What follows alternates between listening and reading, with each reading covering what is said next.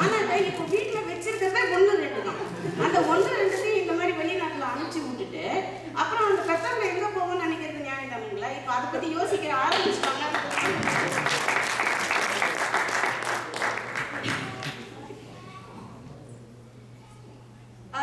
இன்னொன்று வந்து என்னன்னாக்கா எல்லாருமே வசதி இருக்குன்றத பார்த்து மாத்திரம் வந்து கல்யாணம் பண்ணி கொடுக்கறதுல அர்த்தம் இல்லைங்க. ஒரு வீட்டுக்கு முன்னாடி ஒரு 4 கார் நிற்குது, ஒரு பெரிய வீடு இருக்கு, அதெல்லாம் வந்து பெருசு இல்லைங்க. அந்த குழந்தைங்க அங்கே போய் ஆணோ பெண்ணோ யாரா இருந்தாலும் அந்த குழந்தைங்க அங்கே போய் சந்தோஷமா இருக்காங்களா, அதுதான் முக்கியம். காரும் பங்களாவும் வச்சவங்க அத்தனை பேரும் நல்லா இல்லைன்றதுதான் உண்மை. அதை மாத்திரம் பார்க்கறதுன்றது முன்னாடி இருந்திருக்கலாம். ஆனால் இப்போ ரொம்ப தெளிவாயிட்டாங்க. அதையும் மீறி இப்போ வந்து என்ன சொல்ல போனாக்க ஒரு 70 to 80% எனக்கு தெரிஞ்ச வரையிலும் சொல்லனாக்க பொண்ணுங்க தான் கல்யாணம் ஆகி வேற நாட்டுக்கு வரவங்க. பையனை கம்பேர் பண்ணும்போது பொண்ணுங்க தான் அதிகமாக அந்த பக்கம் வர்றவங்க. அவங்களே என்ன சொல்லிடுறாங்கன்னா, எனக்கு பார்க்காத, என்ன வெளிநாடுனா எனக்கு பார்க்காத, நான் இங்கேயே இருந்துக்கிறேன் அப்படின்றத அவங்களே அங்கே சொல்ல ஆரம்பிச்சிட்டாங்க. அப்படி இருக்கும்போது பெற்றவங்க என்ன பண்ணுறாங்க, சரி நம்மளோடையும் இருக்க போகிறாங்க, அவங்களே விரும்பலான்னு சொல்லும்போது ஃபர்ஸ்ட் கேட்கறதே இப்பெல்லாம் நம்ம பசங்க கிட்ட தான் ஃபர்ஸ்ட் கேட்க வேண்டியிருக்கு. அவங்க அங்கேயே அவங்க ரிஜெக்ட் பண்ணும்போது அடுத்த இது ஸ்டெப்புக்கு போகிறதுக்கு விரும்புறதில்ல. இன்னொன்று என்னன்னாக்க, முன்னாடி காலத்துலலாம் வந்து பழைய சினிமாலெல்லாம் பார்த்தீங்கன்னாக்க ஒரு ஹீரோ ஹீரோயின் யாருக்காவது ஒரு பெரிய வியாதி இருக்குன்னு சொல்லணும்னா கேன்சர் அப்படின்னு சொல்லுவாங்க.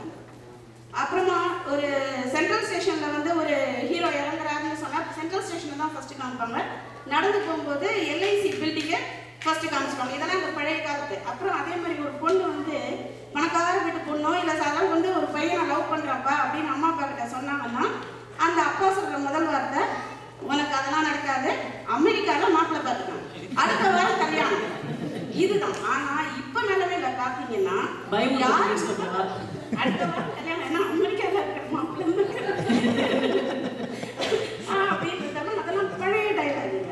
இப்போல்லாம் என்ன சொல்றாங்க, ரொம்ப தெளிவா இருக்கிறதுனால நீ என்ன சொல்றியோ உன் சந்தோஷம் தான் எங்க சந்தோஷம் அப்படின்னு சொல்ற நிலைமையில வந்துட்டாங்கல்ல எல்லாருமே. இது நீங்க 2-3 பக்கம் வச்சிருக்கீங்க உங்களுக்கு. அதனால எல்லாம் உங்க பக்கம் பேசலாம், ஆனா பக்கமா பேசலாம். அதனால எல்லாம் பெற்றவங்களும் சரி அங்க இருக்கிறவங்களும் சரி வெளிநாடு அப்படின்ற மோகம்லாம் கொஞ்சம் குறைஞ்சி போச்சு அப்படின்றது தான் உண்மைங்க. ஒரு காலத்துல மோகம் இருந்தது, ஆசை இருந்தது, எல்லாம் இருந்ததுங்க. இப்போ அதெல்லாம் குறைஞ்சி போச்சுன்றது தான் உண்மை. வாய்ப்பளித்த பாரதி கலாமத்துக்கு நன்றி. ரொம்ப சிறப்பாக இருக்கிறது ஹேமா. இதை வந்து ஒரு புதிய கோணத்தில் ஆராய்ச்சி பண்ணி சொல்லியிருக்காங்க. உண்மையிலேயே இதுதாங்க அங்கே உள்ள நிலைமை. ஏன்னா பெண்களை வந்து திருமணம் செஞ்சு கொடுக்கணும், ஒரு ஃப்ளோரிடாவில் இருக்க, கலிஃபோர்னியாவில் இருக்காங்க, இல்லை ஹியூஸ்டன்ல இருக்காங்க அப்படின்னாக்க இன்னமும் சொல்ல போனா அந்த பெண்களுடைய பெற்றோர்களுக்கு வந்து விசாரிப்பதற்கான வாய்ப்புகள் வந்து அங்கே ரொம்ப குறைவாக இருக்கு. என்னதான் சொன்னாலும் இன்னைக்கு வந்து குளோபலைசேஷன், உலகத்தில் யாரை வேணா எந்த மூலையிலேருந்து வேணா எங்கேருந்து வேணாலும் பார்த்துடலாம், இன்டர்நெட்ல இது பண்ணிக்கலாம், என்ன சேட் பண்ணுங்க, என்ன வேணா பாருங்க, ஸ்கைப்ல பாருங்க, என்ன சொன்னாலும் அவர்களுடைய குவாலிட்டிஸை புரிஞ்சுக்கணும், அவர்களுடைய பிஹேவியர் டிசிப்ளினை தெரிஞ்சுக்கணும் அப்படின்னாக்க அது வந்து அவ்வளவு தூரம் சாத்தியம் இல்லை. அதனால இன்னமும் அந்த பெற்றோர்களுக்கு ஒரு அச்சம் என்ன இருக்கு அப்படின்னா, இதை எப்படி விசாரிக்கிறது, வெளிநாட்டு மாப்பிள்ளையை எப்படி விசாரிக்கிறது அப்படிங்கிற அச்சம் வந்து இன்னும் அந்த பெண்ணை பெற்றோர்களுக்கு ரொம்ப நிறைய இருக்கு. எப்போதுமே சொல்ற மாதிரி ஒரு 100 விஷயங்கள் நல்லா நடக்கும், ஆனா ஒரே ஒரு ஆக்சிடென்ட் நடந்தா அதுதான் பேப்பர்ல நியூஸா வரும். அது ஒரு குறிப்பிட்ட காரணம். என்ஆர்ஐ வரன்களை பத்தின ஒரு இதுல வந்து ஏதாவது ஒரு நியூஸ் வருது. இப்போ வந்து சமீபத்தில் ஒரு நியூஸ் வந்தது, ஒரு 6 மாசம் இருக்கும். ஒரு கம்பெனியுடைய சேர்மன், அவருடைய பெண்ணுக்கே இங்க வந்து ஒரு கதி, ரொம்ப ரொம்ப அந்த பெண்ணு ரொம்ப ஸ்ட்ரெஸ்ஃபுல்லா அந்த லைஃபை இது பண்ணி அதுக்கப்புறம் வேற வழியே இல்லாம சென்னைக்கு திருப்பி வந்து அது வந்து ஒரு பெரிய நியூஸா அங்க பேசப்பட்டது. ஸோ அப்ப என்ன ஆயிடுது எல்லாருடைய மனசுலையும் அப்படின்னாக்க, அவருக்கே இந்த கதி தான் நமக்கு என்ன ஆகும், அவராலேயே விசாரிக்க முடியுதுன்னா நம்ம தான் எப்படி போய் சேர்றது. இதுதான் வந்து நம்ம செய்திகளை படிக்கிறது தான் பெரிய விஷயமாகும். சன் டிவி வந்து எத்தனைக்கு எத்தனை நமக்கு நல்லது பண்றதோ அது மாதிரி இந்த மாதிரி அந்த செய்திகளை பரப்புறதுலையும் மீடியாஸ் வந்து ரொம்ப பெரிய பங்கெடுத்துக்கிறாங்க. அதனால 99 வரன்கள் ரொம்ப நல்லா இருந்தா கூட நடக்கிற 1-2 தவறுகளால என்ஆர்ஐ வரன்களுக்கான மதிப்பு, அவங்கள வந்து கல்யாணம் பண்ணிக்கணும்னு ஆசைப்படுற பெண்களினுடைய எண்ணிக்கை வந்து குறைஞ்சிட்டு இருக்குது அப்படிங்கிறத வந்து திருமதி ஹேமா ரொம்ப நல்லா சொன்னாங்க. அவங்களுக்கு எங்களோட அதாவது இத்தனை நாள் கழிச்சு ஒரு மைக் பிடிச்சு இவ்வளவு நல்லா பேசுனாங்க அப்படிங்கிறதுக்கே எங்களுக்குலாம் ரொம்ப பெரிய சந்தோஷம். அவர்களுக்கு எங்களுடைய மனப்பூர்வமான எப்போதுமே ஆண்கள் பக்கத்துல ஆண்கள் பேசினா ரொம்ப பெருசாலாம் சண்டை போட மாட்டாங்க. பெண்களுக்கு அடுத்து இன்னொரு பெண் வந்தாங்க தான் கரெக்டா இருக்கும் அந்த சண்டை போட்டு. அதனால அன்னைக்கே அவங்க வெண்ணிலா எனக்கு மெயில் அனுப்பும்போது அதை எப்படி நான் இந்த கட்சியில பேச முடியும்னு என்கிட்ட சண்டை போட்டாங்க. அதனால கரெக்டா போடுவாங்கன்னு நினைக்கிறேன். என்ன திருமதி வெண்ணிலா அவர்கள் இந்த மதிப்பு கூடுகிறது அப்படிங்கிற அணியில பேசுறாங்க. வெல்கம் வெண்ணிலா. அனைவருக்கும் காலை வணக்கம். நான் என்ஆர்ஐ வரன்களின் மதிப்பு பொருளாதார அடிப்படையில அவங்களோட மதிப்பு கூடிட்டு இருக்குன்றத பேச போறேன். என் கருத்தை அதை பேஸ் பண்ணி முன்வைக்க போறேன். என்ஆர்ஐ உலகத்திலே மாற்ற முடியாது எது தெரியுமாங்க? மாற்றம். அந்த மாற்றம் வாழ்க்கையில ஒவ்வொரு மனிதனுக்கும் இருக்கணும். அந்த மாற்றம் எப்படி இருக்கணும்? ஒருவன் ஒரு நிலையில இருந்து அடுத்த நிலைக்கு ஆரோக்கியமான முறையில் முன்னேற வேண்டும். அந்த முன்னேற்றத்தை சரியா சிறப்பாக செய்வது யாருன்னா எங்க என்ஆர்ஐ வரன்கள். ஏன் சொல்றேன்?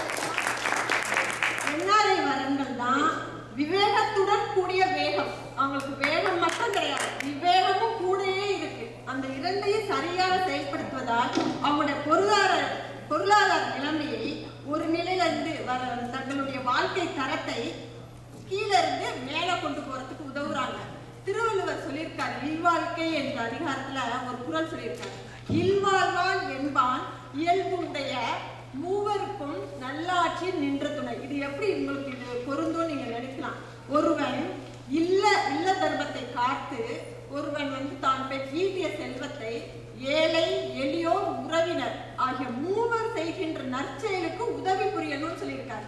சோ என்ஆர்ஐ வரங்கள் தான் தாங்க ஈற்ற செல்வத்தை என்ன பண்றாங்கன்னா தனக்கு மாத்திரம் பயன்படுத்தாம ஏழை எளியோருக்கு, உறவினருக்கு, நண்பருக்கு அவர்களுடைய வாழ்க்கை தரத்தையும் உயர்த்துவதற்கு அதை பயன்படுத்துகிறாங்க. நீங்க சொல்லலாம் இந்தியாவில இருக்கவங்களும் இப்ப பொருளாதாரத்துல முன்னேற்றம் அடைஞ்சிருக்காங்க, நிறைய சம்பாதிக்கிறாங்க. நீங்க சொன்னீங்க அவங்க இங்க வர்றதுக்கு எதுக்கு வரணும், தேவையில்லைன்னு நினைக்கலாம். ஆனா இந்தியாவில இருக்கிற இளைஞர்கள் எப்படி இருக்காங்க தெரியுமா? அவங்களோட பேர் நான் வச்சிருக்கேன், ரெசிடென்ஷியல் நான் இந்தியன்ஸ். இந்தியாவில இருப்பாங்க,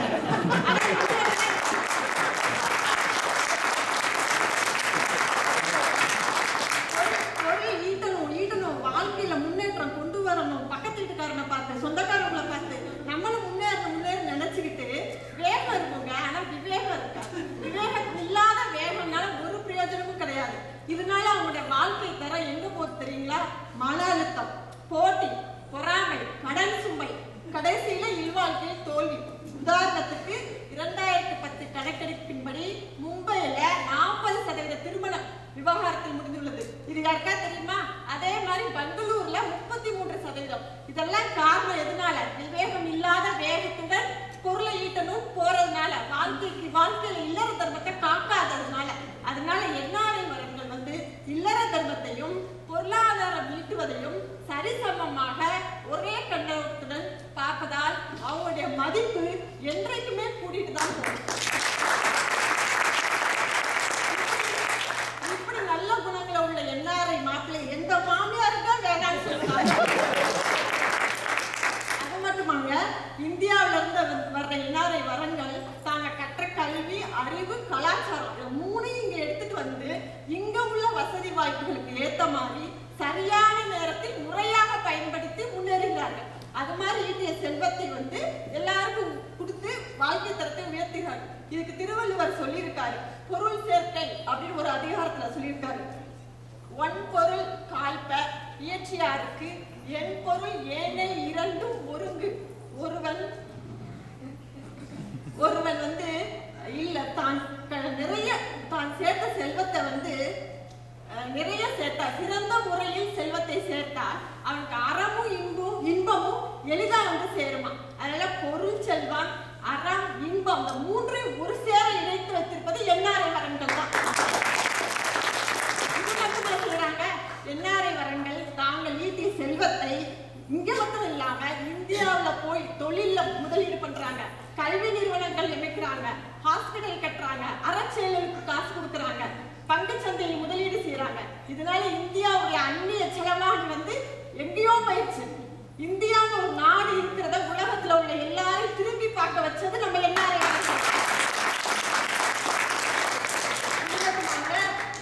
வரங்கள். விடுமுறைக்கு போறப்ப சும்மாவா இருக்காங்க, தங்களுடைய பிள்ளைகள் உறவினர்கள் எல்லாரையும் சுற்றுலா இந்தியாவில் உள்ள பாரம்பரிய முக்கியமான இடங்களுக்கு அழைத்து செல்றாங்க. இதனால என்ன ஆகுது, இந்தியாவோட சுற்றுலாத்துறையோட வருமானம் 30% இருக்கிறது. நிறைய விஷயங்கள் சொல்றாங்க. இது மட்டுமாங்க, என்ஆர்ஐ வரங்கள்ல டெஃபினிஷன் என்ன தெரியுமா? உதவும் கலைஞர். தான் சேர்த்து வச்சிருக்க செல்வத்தை தானே மூட்டை கட்டி குபேரனா இருக்காம மகாலட்சுமியா மாறி மாறி வளர்ந்தவங்க என்ஆர்ஐ வரங்கள். ஆனா அங்க பொருள் சேர்த்து வைக்கிறாங்க. ஆனா என்ன செய்யறாங்க, குபேரன் மாதிரி மூட்டையை கட்டி தானே வச்சுக்கிறாங்க, யாருக்கும் பயன்படாது. ஆமா, சிஸ்பேங்க்ல கூட போட்டாங்க. ஸ்விஸ் பேங்க்ல போடுறது வரங்கள். அது யாருக்கும் ஒருபோதும் பயன்படாது. அது மட்டும் இல்ல, என்ஆர்ஐ வரங்கள் தங்கள் பெற்றோர்களை அங்கிருந்து அழைத்து வந்து வெளிநாட்டை சுத்தி பார்க்கறதுக்கு ஒரு வாய்ப்பு ஏற்படுத்தி தர்றாங்க. என்ஆர்ஐ வரங்கள் மகாலட்சுமியாய் அருள், பொருள், இன்பம் இந்த மூன்றையும் ஒரு சேர வைத்திருக்காங்க. அதனால கடைசியா ஒன்று சொல்லுகிறேன், இந்தியாவில் இருந்து இந்தியனை எடுத்து விடலாம், ஆனால் இந்தியனிடமிருந்து இந்தியாவை ஒருபோதும் எந்த சக்தியாலும் பிரிக்க முடியாது. எனக்கு தெரிஞ்சு வெண்ணிலாக்கு அப்புறம் இந்த பட்டிமன்றத்தை முடிச்சுக்கலாம். அவங்க சொன்னதெல்லாம் உண்மைதாங்க. அதாவது இன்னைக்கு ஒரு ஸ்டாட்டிஸ்டிக்ஸ் என்ன சொல்றது அப்படின்னா, உலகத்தின் 2வது, அதாவது அதிக அளவுல மன அழுத்தம் உள்ளவர்கள் இருக்கிற நாடு அப்படின்னா 2வது இடத்துல இந்தியா இருக்கு அப்படிங்கிறது ஒரு ஸ்டாட்டிஸ்டிக்ஸ் சொல்றது. ஸோ இத்தனை பெரிய ஆன்மீக நகரம், இத்தனை பெரிய யோகா, தியானம், சித்தர்கள் வாழ்ந்த பூமின்னு தான் நம்ம பேசுறோம்.